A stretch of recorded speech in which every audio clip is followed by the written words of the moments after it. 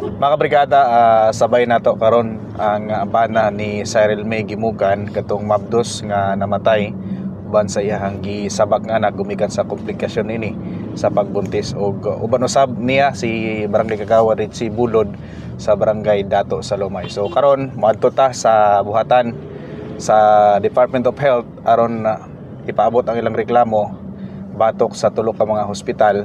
Napasangat na sa Department of Health kung DOH ang reklamo sa pamilya sa buntis nga namatay uban sa iyang gisabak nga anak batok sa tulo ka ospital aron makapangayo og hustisya. Gusto lang gid ako nga matabangan ko bahin sa pagkamatay sa akong asawa.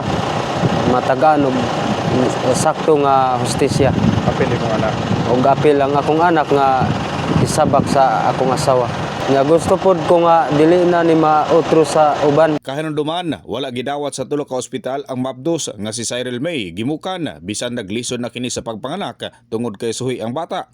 Sa usa ka ospital sa Kalinan, gipangayuan pa kini og 35,000 pesos nga down payment. Apan tungod kay walay igong kwarta ang pamilya, gidala na lamang ang pasyente sa Southern Philippines Medical Center kon SPMC. Apan gideklara kining dead on arrival. Isip public servant, akong gikuyugan siya diri sa buhatan sa DOH tungod kay nangayo siya pakitabang kay mao man jud kini ang ato ang papel isip usa ka kanang naa sa LGU para mahatag og maaksyonan ang iyahang gireklamo nga problema nga kabahin sa iyang asawa nga namatay nga pinaagi sa pagpanganak niya nga kalabutan sa tulo ka hospital gikan sa Marilog District Hospital nga diha sa Kibalang, Dr. Principe Hospital ug dira sa Robilio.